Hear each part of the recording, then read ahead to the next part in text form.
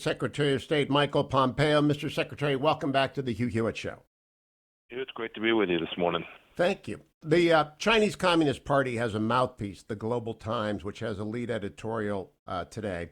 China to respond to U.S. provocations in next 10 days, which concluded, and I want to quote Mr. Secretary, "We would rather face a Taiwan Straits crisis, even a storm, in the next 10 days if Pompeo and his likes become more aggressive and provocative before leaving office. The crisis will teach Taiwan secessionists a lesson and nail Pompeo and his likes to the pillar of shame. Even if this will cause a shock to China-U.S. relations during the period of power change in the U.S., it will bring more benefits to the normal development of bilateral relations in the long term," end of quote. Mr. Secretary, are we on the cusp of a crisis with China?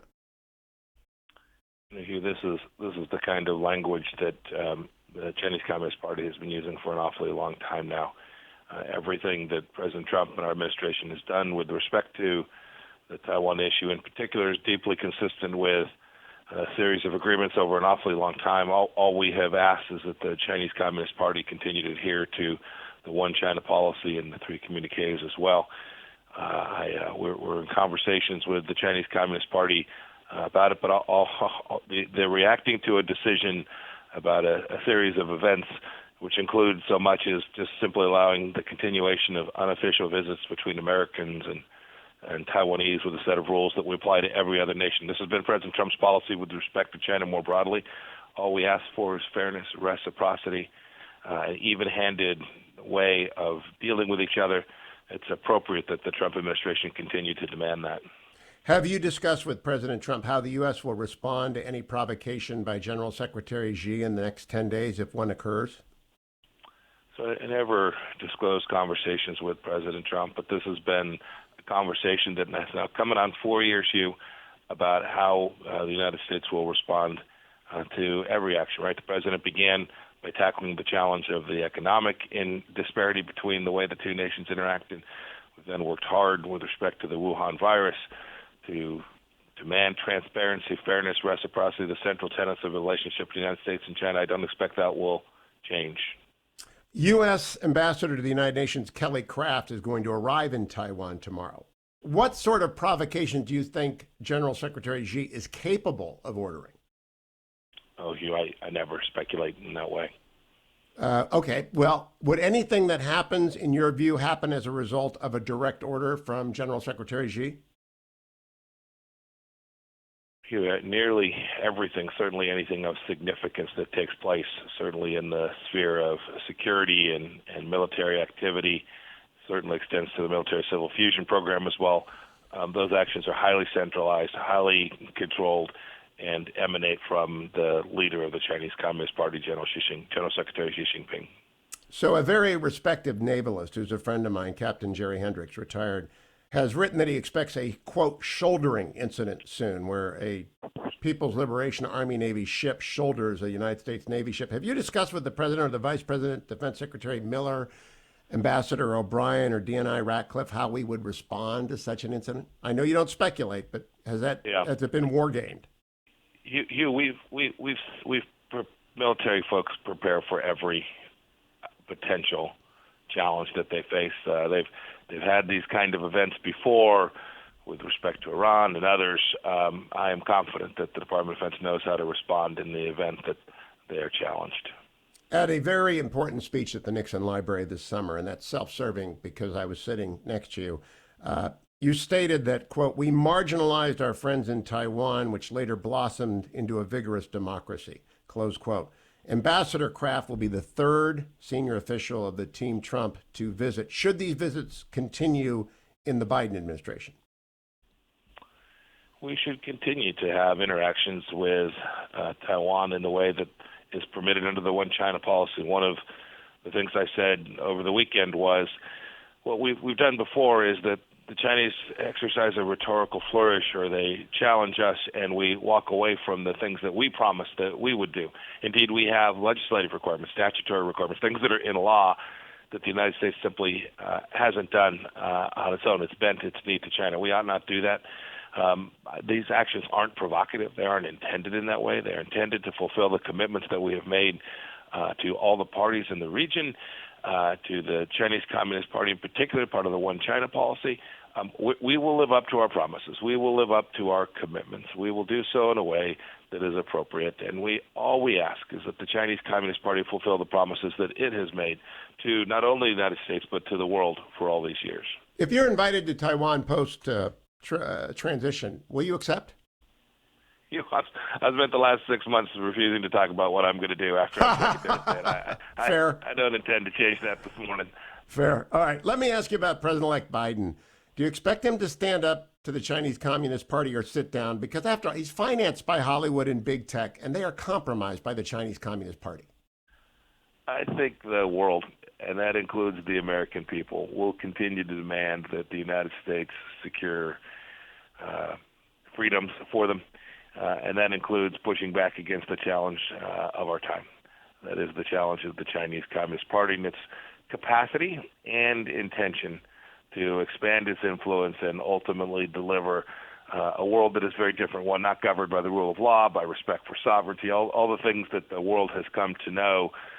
In the post-World War II environment, the Chinese Communist Party wants to upend with a very different theory of international relations, one dominated by the East, one controlled in a way that won't create more security, freedom, more prosperity.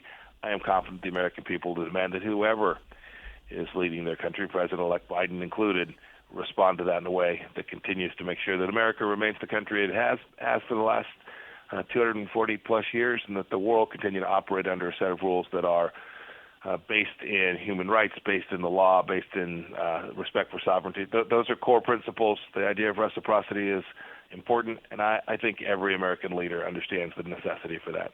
Again, going back to your Nixon Library speech, you said, quote, in Hollywood, not too far from here, as we were in Yorba Linda, the epicenter of American creative freedom and self-appointed arbiters of social justice, self-censors even the most mildly unfavorable reference to China. I'd like to expand on that, Mr. Secretary, because I experienced it this weekend. You know, this era's version of Oliver Laurel is a guy named Seth Rogen. And after hitting me once, he exploded in anger and vulgarity at me on Twitter when I invited him on this program to discuss the Chinese Communist Party. He replied, quote, my movies don't come out in China, sidestepping the issue of Hollywood kowtowing to Beijing, despite its repression of the Uyghurs, despite Hong Kong. Is that changing? Has Hollywood woken up, even if, you know, celebrities who often disguise ignorance with invective? Is it changing in Hollywood? You have not seen that yet. The capacity of the Chinese Communist Party to influence not just Hollywood, but our media more broadly, whether that's through investment interests, whether that's through threats that they won't have access to the markets in China, whether that is simply people hanging out at the same cocktail parties. It is the case that we have permitted the Chinese Communist Party to get inside of our schools, our research institutions. You spoke about our media in Hollywood. Those are things that fundamentally present risks to the sovereignty of the United States of America. For decades, we turned the other cheek. We allowed this to go on.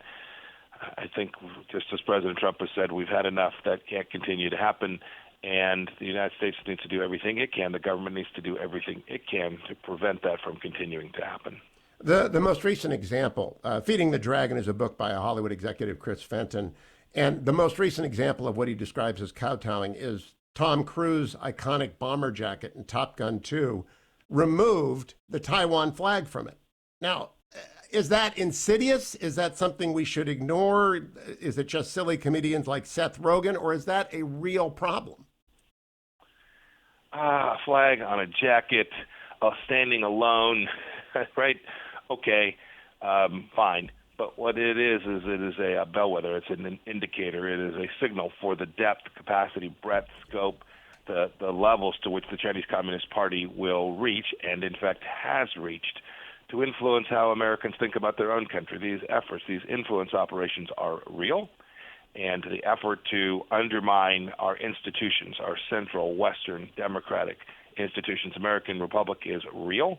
And we have to make sure that we do everything we can to call it out, identify it. When the American people become aware of it, when they know, they'll demand that not only government do the right thing, but they'll demand that the people who sell them products, the people who provide them services, all behave in a way that is consistent with American national security. We have seen that throughout history before you.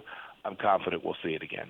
Now, I want to go one more quote from the Nixon Library speech. You said, Mr. Secretary, we have to keep in mind that the Chinese Communist Party regime is a Marxist-Leninist regime. General Secretary Xi Jinping is a true believer in a bankrupt totalitarian ideology. And about Reagan's old saw, trust but verify, you said, quote, I say we must distrust and verify. Do you think the incoming administration embraces this attitude towards the Chinese Communist Party? Only time will tell. I don't know the answer to that. But the evidence, not rhetoric from any leader or any politician, the evidence demands it. Whether it's the promises that were broken to the people of Hong Kong, whether it was the promise not to militarize the South China Sea that was made in 2015 in the Rose Garden to President Obama. The list goes on. It is no longer the case that commitments that are made can be trusted, and so we must validate, distrust, verify that the Chinese Communist Party does what it committed to do. When they do, we can engage. When they don't, we must demand that they change the nature of the behavior that they're engaged in as it impacts the United States of America. Mr. Secretary, this very much looks like a third Obama term. With people like Tony Blinken, very nice guy. I've met him at Aspen. Wendy Sherman, very nice person, but I mean, she negotiated the 1994 Korean quote deal. She negotiated the JCPOA with John Kerry, who's back. Secretary Kerry will be back. I fear we're going to end up waking up some morning and seeing a deal that recognizes the 9-dash line in exchange for promises of carbon reductions in 2080. Are you worried about an Obama third term and the return of appeasement politics?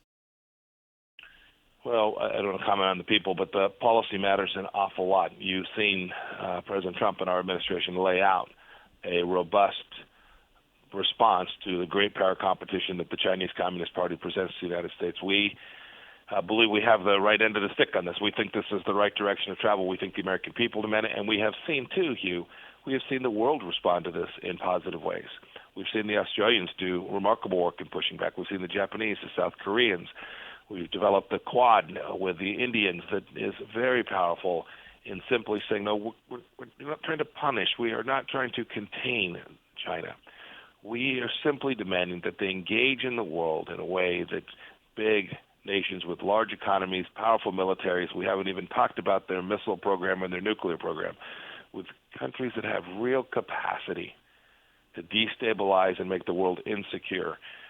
There is a requirement, there is responsibility that comes with it, and the United States ought to lead, whoever is president, the United States ought to lead the path forward in responding to the Chinese Communist Party in this way.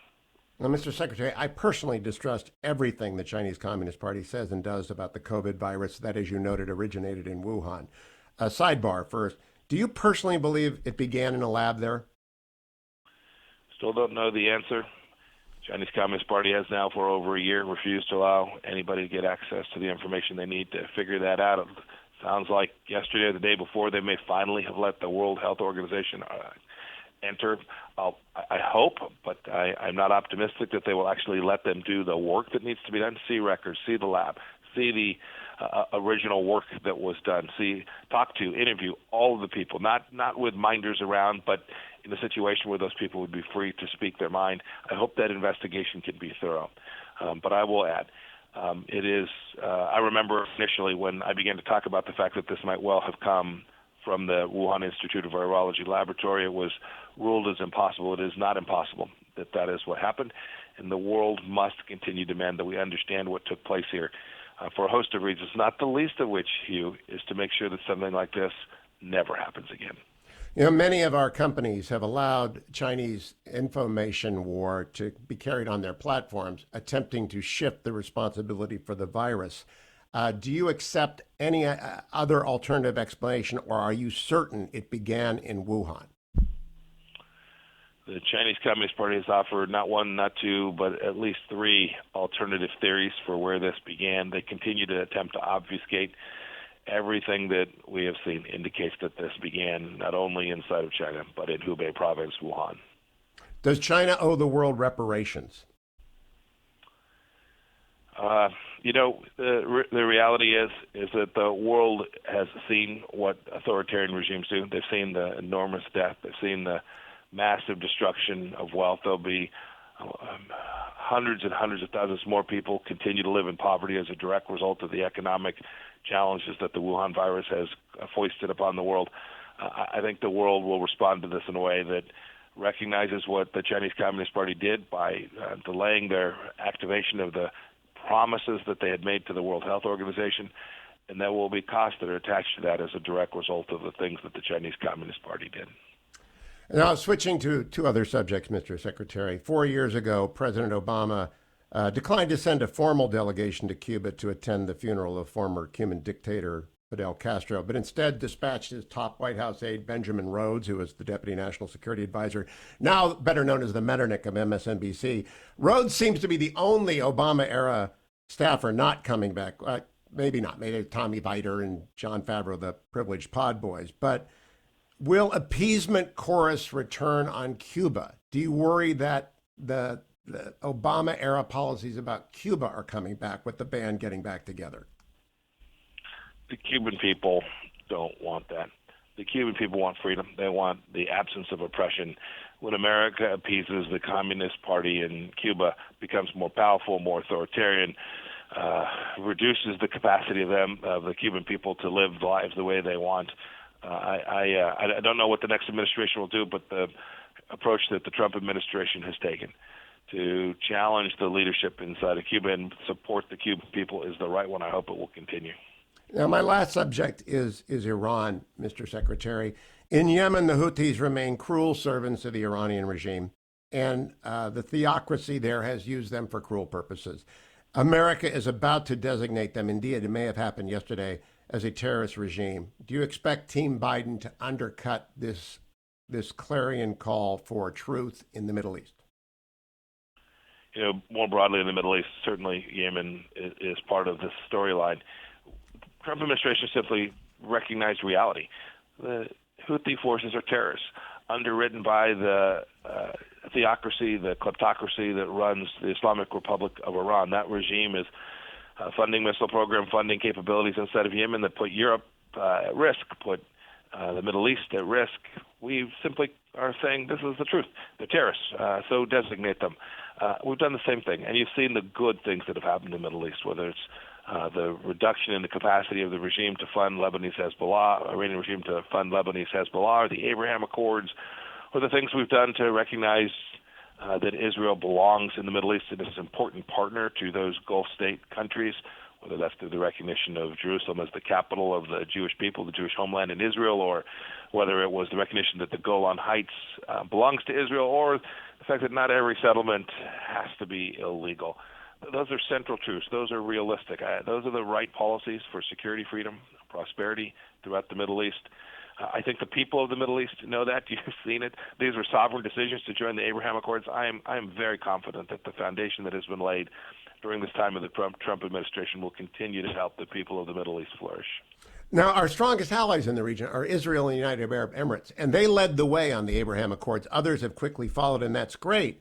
But there's an almost religious attachment to the JCPOA. They've been holding a wake that's now in its fourth year for it. Will the attempt to resurrect that failed agreement in any way compromise the progress that's been made in the Middle East? It's always a mistake to demonstrate weakness to the Islamic Republic of Iran. They will use it for malfeasance. They will use it to present risk. I think that countries that are most impacted by it ought to have the loudest voice with respect to how that proceeds. And I hope the Kingdom of Saudi Arabia, the Emiratis, the Kuwaitis, the Bahrainis, the Egyptians, all the people who are impacted by what Iran could potentially do if we turn the spigots back on and send tens and tens of billions of dollars back into this regime. I hope that they will prevail, and I hope that what we'll get is a strong response to the greatest sponsor of terrorism in the Middle East today, that is the regime in Iran, and that we will continue down this path of creating enhanced security relationships among the Gulf states, amongst all of those partners, all of those nations that want to participate in that. Now, Mr. Secretary, I know you don't do politics. Secretary of States don't. President Trump's term is ending in controversy and a disastrous day last week. But the 4 years he's been in office, and you've been there every day, either at the CIA or at Foggy Bottom, saw the Abraham Accords, warp speed, the federal judiciary made, the China reset. Does the horrific event of last week in any way detract from those achievements, and ought the American public to discern the differences between those and that? Look, what happened that day was terrible, and I have said repeatedly that those folks who engage in this activity need to be identified, prosecuted, and they are criminals and ought to be treated as such. But history will reflect on the good work that this president and our administration has done. Those books will be written about the changes that we have made in the world, the recognition that we have taken about reality, sovereignty, respect for basic dignity and human rights, return to the founding principles in the way that previous administrations had not done. I'll let others write it, but I think that those actions, the actual things that happened, will be reflected in a way that shows there was good work done on behalf of the American people. My very last question, Mr. Secretary, and you've been generous with your time. You have been an advocate of religious liberty around the world about the natural rights approach to human rights. Will that endure, and why did you make that a priority? It's very difficult to conduct foreign policy around the world if you don't understand the founding of your own nation's deep traditions. That's certainly true in the space of human rights as well, religious freedom being foremost among them, along with the capacity to exercise your religious rights and rights to speak. You have to get that right. I wanted to make sure that my team at the State Department, my diplomats understood that founding, understood and appreciated how important and how noble the American tradition was. And while we are an imperfect nation, we are constantly headed towards respecting and increasing the rights for every American. If we get that right, if we do it well, then we can be a force for good in the world. And if we don't, it becomes more difficult. And I wanted to make sure that my team understood that, and it was a moment to reflect on these central truths about American exceptionalism. Mr. Secretary, thank you for your many interviews. As